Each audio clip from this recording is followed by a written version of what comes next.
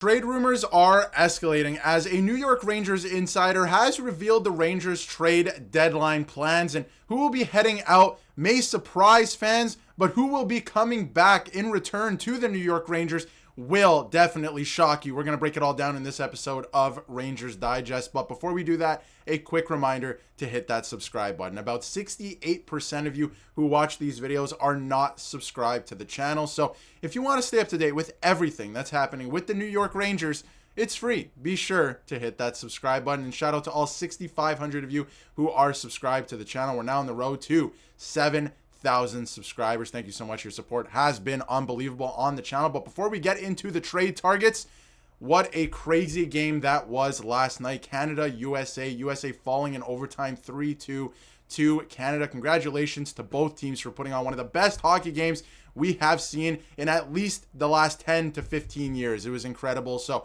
a really good tournament. I have to say, personally, I enjoyed it. Yes, it took away from the NHL season. It was kind of weird to have a break like that in the middle of the season, but I understand why the NHL did it, getting away from football season, getting away from all the other sports and doing it in February. And I have to say the payoff was crazy because the tension in those games was fantastic. So congrats to both teams. Congratulations to Canada again for winning the Four Nations Faceoff. But let's get into it. The New York Rangers have a very important trade deadline ahead of them, and it looks like they're going to be moving off of a couple players. And this is from New York Rangers insider Vince Mercogliano, and he said that, the Four Nations Faceoff is done. Let's turn our attention now to the trade deadline. It's 2 weeks from today. It's going to get very exciting for a lot of teams and for the New York Rangers. I think Rangers fans should be excited because, there's potential for some fireworks here with a lot of players being moved out still and a lot of players coming in that could make a difference, not just this year, but in the future. And we'll get to a couple that honestly they shocked me in this article. I'm not going to lie that Vince targeted a couple of these players, but we'll get into it. And here's his complete deadline preview. And he went on to say, 3 of the 4 mentioned in this article, Lindgren, Riley Smith, and Jimmy Vesey will almost surely be leaving as unrestricted free agents this summer, which adds to the motivation to get something for them while they can. I mean, Chris Drury he must trade maybe all 3 of these guys, but he must trade Ryan Lindgren at this year's trade deadline. He must get some type of asset back for this player. He has not given the Rangers much offensively or defensively this year. It's been tough. That being said, he's not a useless player. There's a lot of teams, especially going into the playoffs, that would not play him on their top pairing. He would be a, third pairing guy, and there's a lot of teams out there that would like this player. Has he had a good season in New York? No, but he's playing top line minutes with Adam Fox for the majority of the season, and he would not be doing that on another team. So he does have quite a bit of value, I think, around the league. So they absolutely have to trade a guy like Ryan Lindgren. That being said, it's become clear that Drury and Laviolette don't trust Jones with a full-time job, especially this year. We saw it last year. He looked good in flashes when Jacob Trouba was out with that foot injury, with a broken foot, I should say.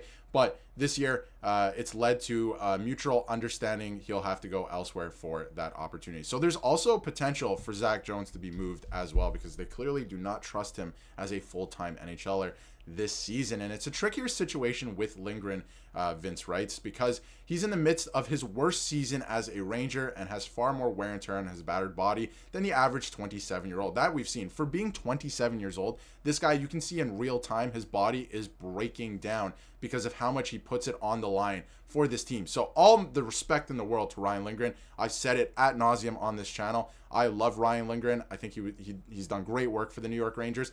But just the situation we have on hand here with him being a UFA this summer, you have to move him with where the team is right now. So, some will argue that the Blue Shirts would benefit from removing him from their lineup, but the reality is they don't have any good internal options to fill his spot, which is why they should look to trade him and probably look to add at the trade deadline. Not add in terms of, buying and becoming buyers at the trade deadline, but, try to flip him to another team and then acquire another defenseman that could be up for grabs. And one guy that Vince, adds here in this article is Jamie Alexiak. And there's a couple other targets in this. And if we take a look at Jamie Alexiak and his stats so far this season, I'm going to get to something that's very obvious to me on this stat page in a second, but he plays quite a bit of minutes over in Seattle. He's not having the greatest season, and they're not having the greatest season, so I'll chalk it up to that. He's not a guy that's going to get you too many points, but I mean, that's fine, right? The Rangers need more guys. I mean, you have Adam Fox. You have a couple really good offensive defensemen, I think, if you're the Rangers. So you need some more guys that are going to be able to get it done in the playoffs, and I think this is a guy that can do that. 13 points in 57 games so far this season, but he is 6'7", and he's like 260 pounds. This is a guy at 32 that I wouldn't mind having on the New York Rangers back line there, on the blue line, I should say, excuse me. But, you know, again, he's had a tough year in terms of advanced analytics and obviously the stat line, but I think he's a guy that could really help the team. So it's very interesting. I think it's an interesting target. And if we take a look at his cap hit, he's in year 4 of 5. So, you know, he's not a UFA this year. He would be after next year. So you would have one more year of term for him. He makes $4.6 million. So if you're the Rangers, you can take that on if you would like. And I think that he could be an interesting option for the New York Rangers. I don't think it's a home run or anything like that, but I think that, you know, this is something that they could look at adding on maybe the left side moving forward. That would be a good defensive option there. If maybe not playing with playing in place of Ryan Lindgren for Adam Fox, right? So I wonder what that looks like, where Adam Fox is running around. You don't have the other defenseman, whoever's playing with him, also running around. I wonder what that looks like. So I think that could be a very interesting option for the New York Rangers. Another guy that Vince lists here, which I thought this one caught me by surprise, but it could make actually a lot of sense, is Pittsburgh's Ricard Raquel, who is most likely going to be traded. We heard that Pittsburgh is having a fire sale this year. I don't know how much you can have a fire sale when half your team has no movement clauses, but anyway, they're having a fire sale of sorts. He makes $5 million a year, and he's locked up long-term, right? Like, not long-term, but, you know, he's locked up till the 27-28 season. So you'll have him for a couple seasons after this.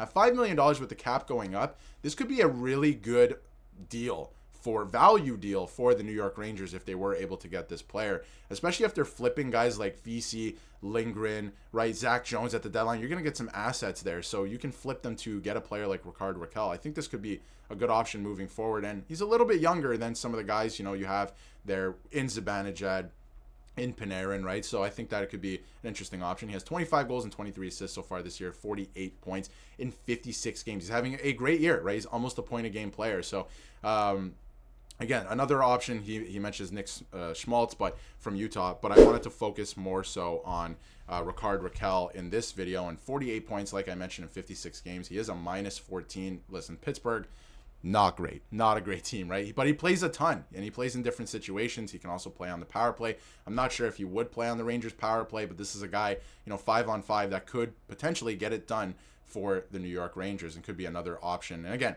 he's only going to be 32, so he's still, you know, relatively young.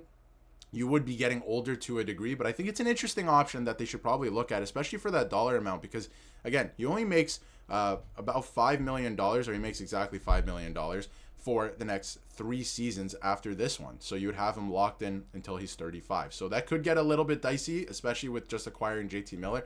But the Rangers retooling on the fly, Chris Drury sees them as in win now mode, right? Which is maybe a little bit ridiculous to a degree, but you have the goaltender. If you add a couple more defensemen or decent defensive options, you have the top end talent. This is not much different than the team last year that went to the Eastern Conference Final. If you add a little bit more grit and sandpaper, you might find some success there. So it's going to be very interesting to see what Chris Drury ends up doing, but I think these are very interesting options from Vince Mercogliano. And again, you know, when you're looking at Alexiak, $4.6 million, probably not going to cost you too much, especially if you get some assets back from moving out some other players. So definitely an interesting option, with the Rangers having $16.4 million in cap space at this year's trade deadline. So, and the current cap space with, a couple of the moves that they have going on right now is at $12 million. It won't stay that way, but they have $16.5 million to work with at the deadline. So they can make a lot of moves here to, kind of shore up the future as well. I say future, but the immediate future, like next year